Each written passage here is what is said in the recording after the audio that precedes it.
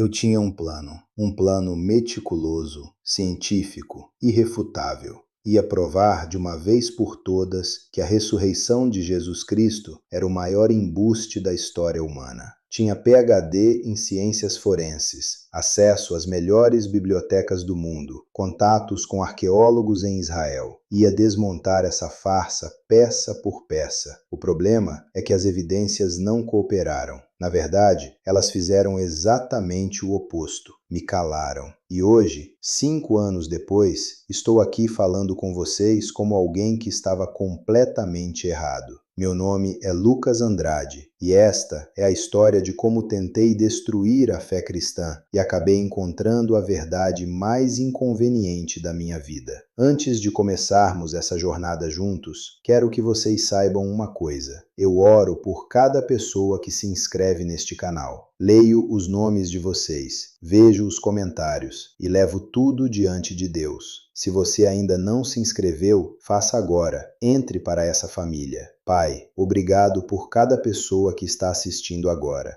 Que suas mentes sejam abertas para a verdade, mesmo quando ela desafia tudo o que pensávamos saber. Que tenham coragem para seguir as evidências, não importa aonde elas levem. Amém. Agora, me deixem mostrar o que descobri. Tudo começou em 2019. Eu estava no auge da minha carreira acadêmica, trabalhando com análise forense de documentos antigos. Um colega cristão me desafiou durante o almoço. Lucas, você que é tão bom com evidências, já analisou as evidências da ressurreição? Ri na cara dele. Que evidências, cara? É mitologia. Mas a pergunta ficou martelando na minha cabeça. Pensei, vou fazer isso direito. Vou aplicar o mesmo rigor científico que uso nos meus casos forenses. Vou provar que a ressurreição é uma lenda criada décadas depois da morte de Jesus. Comecei pelo básico. Quem foi esse Jesus histórico? Porque se ele nem existiu, caso encerrado, né? Primeira surpresa. Nenhum historiador sério, nem mesmo os ateus mais fervorosos, negam a existência histórica de Jesus de Nazaré. Bart Ehrman, agnóstico e um dos maiores críticos do cristianismo, diz claramente: Jesus existiu, disso não há dúvida. Tácito, historiador romano que odiava os cristãos, confirma em seus anais, escritos em 116 d.C.,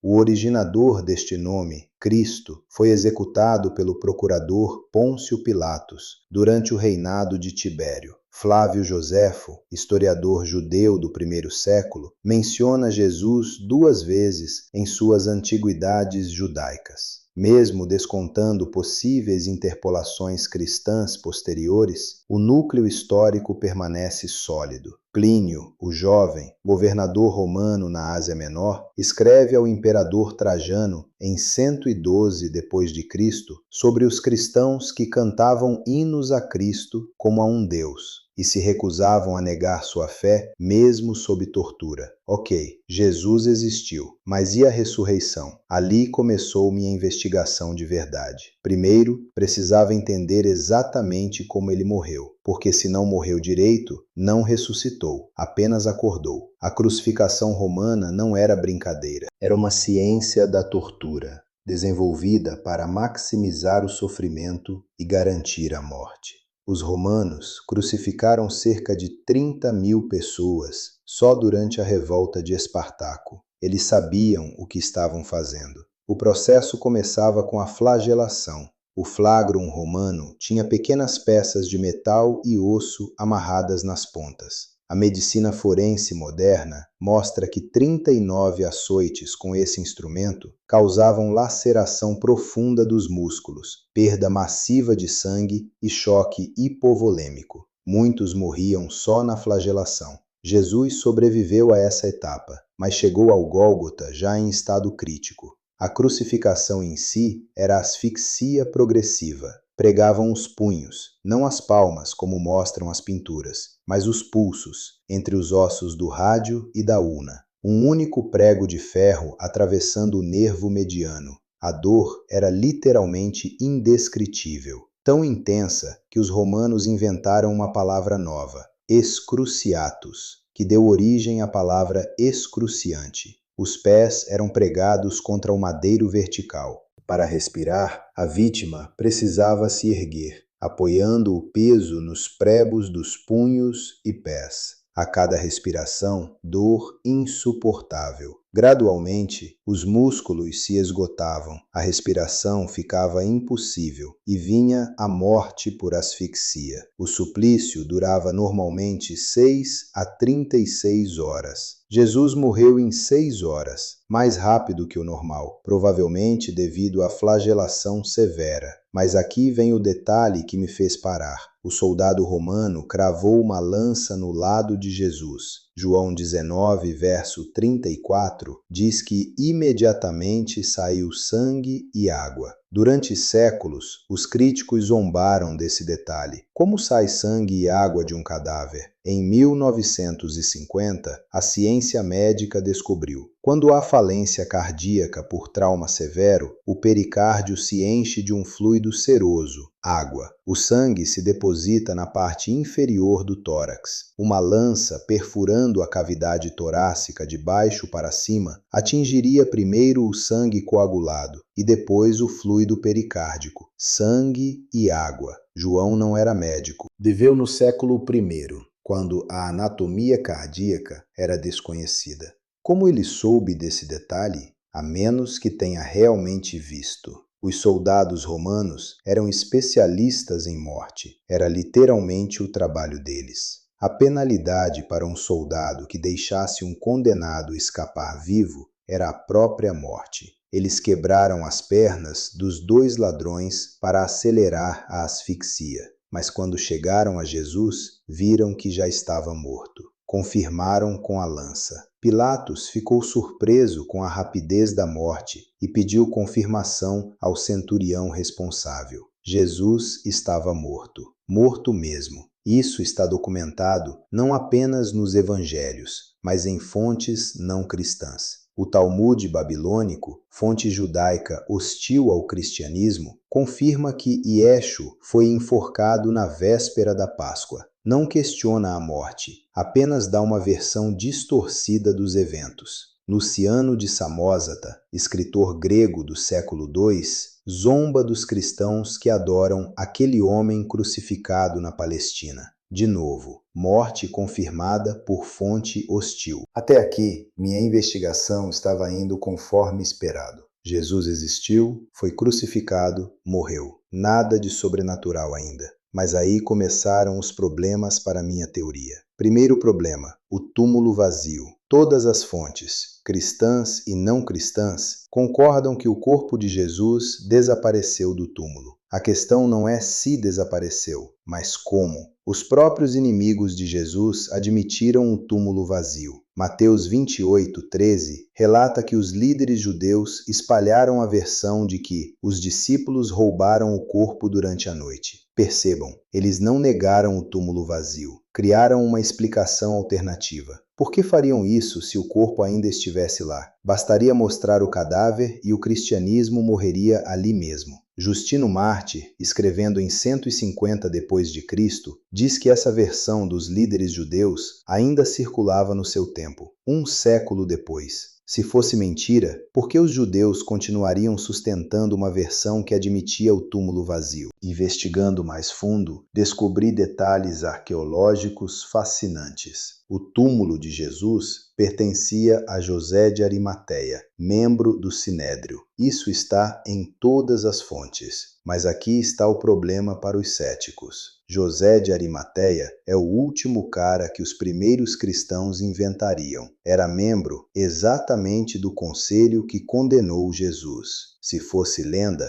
criariam um seguidor fiel, não um membro da oposição. É o que os historiadores chamam de critério do constrangimento. Detalhes embaraçosos não são inventados, são preservados porque realmente aconteceram. o arqueólogo Gabriel Barkay descobriu em 2009 um selo de argila de um tal Yehohanan ben Hagol, datado do século I. No verso, a inscrição, pertencente a José. É possível que seja o mesmo José de Arimateia? Não sabemos, mas confirma que existiam membros influentes do Sinédrio com esse nome exato na Jerusalém do século I. Os detalhes arqueológicos do sepultamento também são precisos demais para serem inventados. João descreve cerca de 34 quilos de mirra e aloés usados no embalsamento. É uma quantidade absurda, suficiente para embalsamar um rei. Mas José de Arimateia era rico, e preparos funerários extravagantes eram comuns entre a elite judaica. Em 1968, arqueólogos descobriram em Jerusalém o túmulo de Yehohanan, outro homem crucificado no século I. O calcanhar ainda tinha o prego de ferro atravessado, preservado por 2000 anos. O braço apresentava sinais de fratura, provavelmente de ter o peso do corpo pendurado nos pregos dos pulsos. A arqueologia confirma os métodos romanos de crucificação descritos nos evangelhos com precisão cirúrgica. Mas vamos supor que os discípulos realmente roubaram o corpo. Isso explicaria o túmulo vazio. Só que, por que morreriam por uma mentira que eles mesmos criaram? Aqui chegamos ao segundo problema da minha teoria, a transformação dos discípulos. Na sexta-feira, eles estavam escondidos, com medo, derrotados. Pedro havia negado Jesus 3 vezes. Tomé duvidava de tudo. No domingo de manhã, algo mudou, radicalmente. De repente, esses homens aterrorizados se tornaram pregadores corajosos, dispostos a morrer pela mensagem de que Jesus havia ressuscitado. Pedro, que havia negado Jesus por medo de uma serva, agora pregava abertamente no templo, na frente das mesmas autoridades que crucificaram Jesus. Disse na cara deles: "Vocês mataram o príncipe da vida, mas Deus o ressuscitou dentre os mortos." Que tipo de alucinação em massa transformaria covardes em mártires? Tiago, irmão de Jesus, é um caso ainda mais interessante. Durante a vida de Jesus, Tiago não acreditava nele. João 7,5 é claro, nem mesmo seus irmãos criam nele. Marcos 3,21 conta que a família pensava que Jesus estava louco. Depois da crucificação, Tiago se torna líder da igreja em Jerusalém e, eventualmente, morre mártir. Paulo menciona em 1 Coríntios 15,7 que Jesus apareceu a Tiago. O que será que aconteceu nessa aparição para transformar um irmão cético no principal líder do movimento cristão primitivo? Flávio Joséfo registra a morte de Tiago em 62 d.C. Foi apedrejado por ordem do sumo sacerdote Ananias por testemunhar sobre Jesus. Morreu por algo que, segundo os céticos, seria uma mentira sobre o próprio irmão. Isso me leva ao terceiro problema. Por que os discípulos escolheriam exatamente a ressurreição como mentira? No contexto judaico do século I, a ideia de ressurreição individual antes do fim dos tempos era completamente estranha. Os judeus acreditavam numa ressurreição geral no final da história, não de uma pessoa no meio dela. Se quisessem inventar uma história sobre Jesus, diriam que ele foi arrebatado para o céu como Enoque ou Elias, ou que sua alma havia se tornado imortal como os heróis gregos. Mas ressurreição física era a última coisa que inventariam. E por que incluir as mulheres como primeiras testemunhas? No século I, o testemunho de mulheres não tinha valor legal. Os próprios discípulos, segundo Lucas 24:11, acharam que era conversa fiada. Se estavam inventando uma história para convencer o mundo, jamais colocariam mulheres como testemunhas principais. É outro exemplo do critério do constrangimento.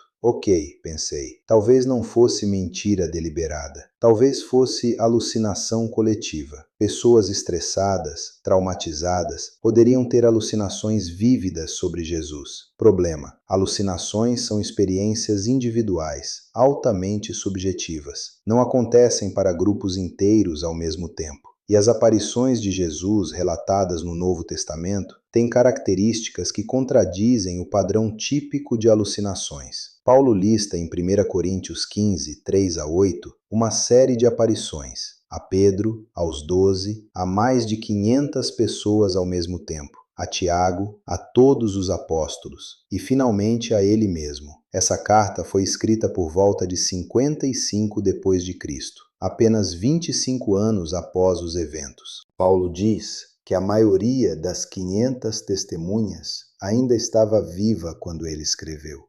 É quase um desafio. Querem confirmar? Vão perguntar para elas. Que tipo de alucinação coletiva dura semanas, aparece para grupos diferentes em locais diferentes e permite interação física? Lucas 24 descreve Jesus comendo peixe. João 20 descreve Tomé tocando as feridas. João 21 mostra Jesus preparando o café da manhã na praia. Não são visões etéreas, são encontros físicos, tangíveis. O que me preocupou especialmente foi a conversão de Paulo. Saulo de Tarso era fariseu, perseguidor dos cristãos, presente na morte de Estevão. De repente, na estrada para Damasco, tem uma experiência que o transforma no maior missionário cristão da história. Escreve 13 livros do Novo Testamento. Planta igrejas por todo o Império Romano. Morre mártir em Roma. Tudo por uma alucinação? Paulo era educado, racional, conhecia bem as escrituras judaicas. Se alguém podia distinguir entre experiência real e delírio, era ele. Mas não apenas afirma ter visto Jesus ressuscitado. Dedica o resto da vida a pregar essa mensagem, sabendo que isso significava prisão, açoites, apedrejamento e eventual execução. Eu estava começando a ficar desconfortável. Cada teoria alternativa que eu propunha esbarrava em evidências contrárias. Então mudei de estratégia. Talvez a ressurreição fosse um mito que se desenvolveu gradualmente, décadas depois da morte de Jesus. Como o telefone sem fio, a história foi sendo exagerada até se tornar lenda.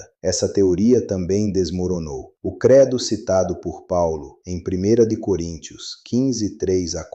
Cristo morreu pelos nossos pecados, foi sepultado, ressuscitou no terceiro dia. É anterior à própria carta. Estudiosos datam esse credo entre 35 a 40 depois de Cristo, no máximo 10 anos após a crucificação. Não houve tempo para desenvolvimentos mitológicos. O historiador alemão Gerd Ludemann, ateu ferrenho, admite: as aparições de Jesus aos discípulos ocorreram realmente. Claro, ele oferece explicações naturalistas, mas reconhece que algo extraordinário aconteceu. Até aqui, ainda conseguia manter algum ceticismo. Talvez houvesse explicações naturais que eu não tinha considerado, mas aí descobri algo que mudou tudo: as evidências manuscritas. O Novo Testamento tem mais de 5.800 manuscritos gregos antigos, mais manuscritos que qualquer outro texto da antiguidade. A Ilíada de Homero, o segundo colocado, tem 643 manuscritos. As obras de Júlio César, 10 manuscritos. Platão, 7 manuscritos. O intervalo entre os eventos originais e as primeiras cópias do Novo Testamento é de décadas.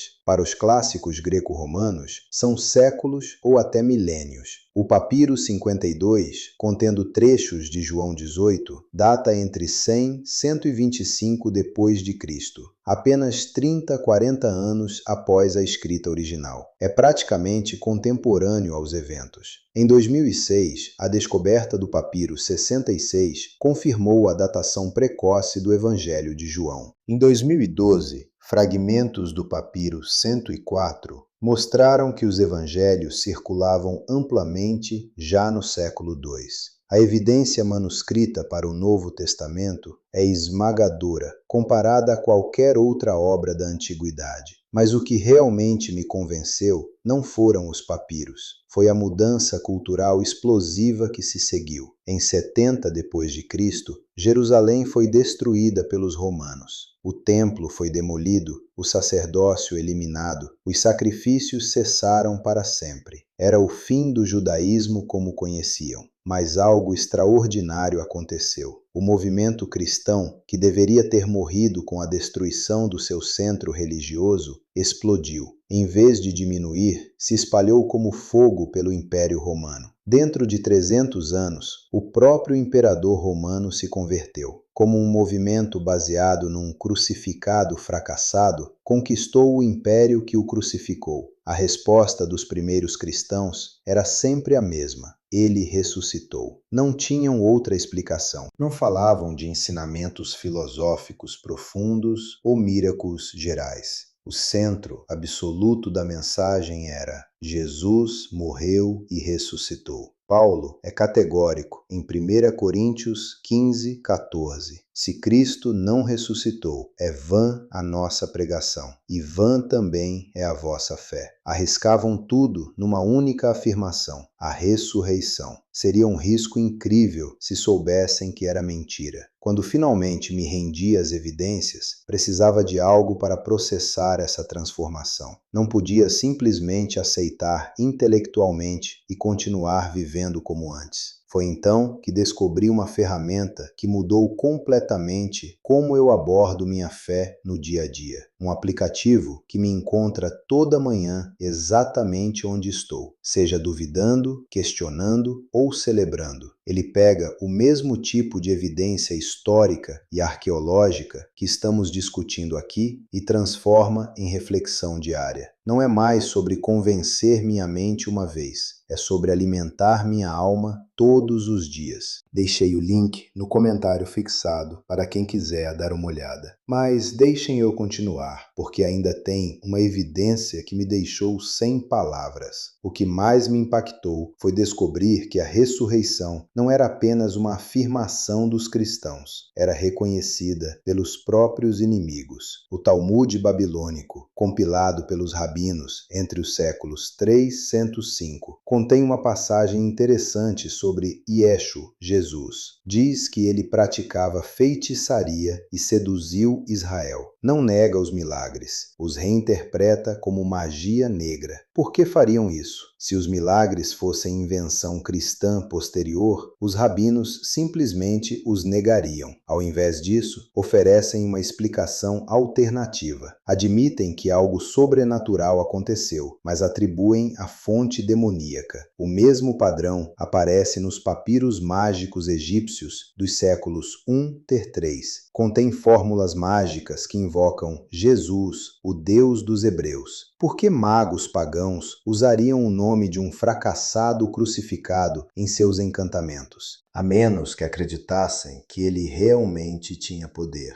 Poder sobre a própria morte. Até o famoso grafite de Alexamenos, descoberto no Palatino em Roma e datado do século II, zomba de um cristão adorando seu Deus crucificado, representado com cabeça de burro. Mas percebam, não nega a crucificação ou questiona a historicidade de Jesus. Zomba da adoração a alguém que foi crucificado. O escárnio confirma os fatos básicos. Celso, filósofo romano do século II e feroz crítico do cristianismo, escreveu um tratado completo contra a fé cristã. Não questiona a existência de Jesus ou mesmo os milagres, os atribui a truques aprendidos no Egito. Novamente, reconhece que algo extraordinário aconteceu, mas oferece explicações alternativas. Se tudo fosse invenção cristã, por que os críticos não simplesmente negavam os eventos? Por que criavam explicações alternativas para coisas que podiam facilmente desmentir? A resposta mais lógica: porque os eventos básicos eram conhecimento público. Muito tarde para negar, só restava reinterpretar. Vocês querem saber qual foi o momento exato que me quebrou? Não foi nenhuma evidência arqueológica sofisticada. Foi uma pergunta simples que me fiz. Se eu estivesse no júri de um tribunal, analisando essas evidências para decidir sobre um caso de vida ou morte, qual seria meu veredicto? Temos múltiplas testemunhas independentes. Temos fontes hostis confirmando os fatos básicos. Temos evidência forense da crucificação. Temos o túmulo vazio admitido pelos próprios inimigos. Temos a transformação radical de céticos como Tiago e Paulo. Temos a explosão do movimento cristão numa cultura hostil. Temos manuscritos antigos preservando os relatos. Temos reconhecimento de eventos sobrenaturais, mesmo por fontes inimigas. Em qualquer tribunal, isso seria evidência esmagadora. O padrão de evidência para a ressurreição de Jesus é mais forte que para a maioria dos eventos históricos antigos que aceitamos sem questionar. César cruzou o Rubicão? Temos muito menos evidência, mas ninguém duvida. Alexandre conquistou o mundo conhecido? Baseado em fontes muito posteriores e parciais, mas é consenso histórico. Mas Jesus ressuscitou? Aí, de repente, todo mundo vira hipercrítico e exige padrões impossíveis de prova. Por quê? Talvez porque as implicações sejam grandes demais para aceitar facilmente. Se Jesus realmente ressuscitou, isso muda tudo. Significa que existe algo além da morte. Significa que o universo não é um acidente cósmico fechado em si mesmo. Significa que temos esperança real diante da nossa mortalidade. Significa que Jesus era quem dizia ser. 5 anos depois de começar minha investigação para desmascarar a ressurreição, estou aqui contando uma história completamente diferente. As evidências não me deixaram escolha. Tive que admitir, estava errado, completamente errado. E sabe de uma coisa? Nunca estive tão feliz de estar errado. Porque descobri que a ressurreição não é apenas um evento histórico que aconteceu há 2000 anos. É uma realidade que continua transformando vidas hoje, incluindo a minha. Então, deixa eu fazer uma pergunta pessoal e falo sério. Você já teve um momento na vida onde precisou da ressurreição? Um momento onde a única coisa que podia te sustentar era a esperança de que a morte não tem a última palavra? Talvez seja agora. Talvez seja alguém que você ama. Talvez seja você mesmo enfrentando algo que parece impossível de superar. Escreve aí nos comentários, porque eu acredito que Jesus não ressuscitou apenas para provar um ponto teológico. Ele ressuscitou para nos mostrar que toda Sexta-feira Santa tem um domingo pela frente, que todo túmulo selado pode ser aberto, que toda esperança perdida pode ser restaurada. Agora, antes de você sair daqui e voltar para a sua vida normal, não faça isso. Tudo o que acabamos de ver, as evidências, a transformação dos discípulos, o poder da ressurreição, isso não pode ficar apenas na sua mente. Precisa se tornar parte da sua experiência diária. Por isso eu coloquei aquele link no comentário fixado. A mesma ferramenta que me ajuda todo dia a processar essas verdades e viver elas, não só entender elas. Não é sobre convencimento uma vez, é sobre transformação todos os dias. Vai lá agora, antes que você esqueça. E se este vídeo mudou alguma coisa em você, se a ressurreição ficou um pouco mais real, um pouco mais pessoal, se inscreve no canal. Eu vou fundo assim toda semana. E pensa numa pessoa que você conhece que está passando pela própria Sexta-feira Santa. Alguém que precisa saber que domingo está vindo. Manda esse vídeo para ela agora. Você pode ser a resposta para uma oração que ela fez ontem à noite. A ressurreição não é apenas história antiga, é esperança presente. E você acabou de se tornar parte dessa história.